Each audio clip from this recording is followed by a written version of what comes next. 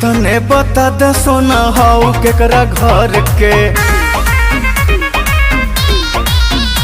अरे भरत नहीं खे पेट तनी देखे दजी भर के।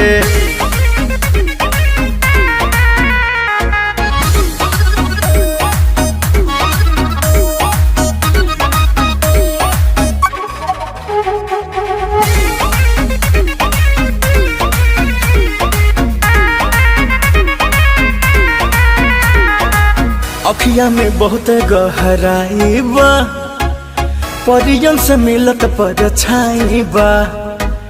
सादगी भी मारत बड़ुए जान हो, खुदा के बहम पे एहसान हो।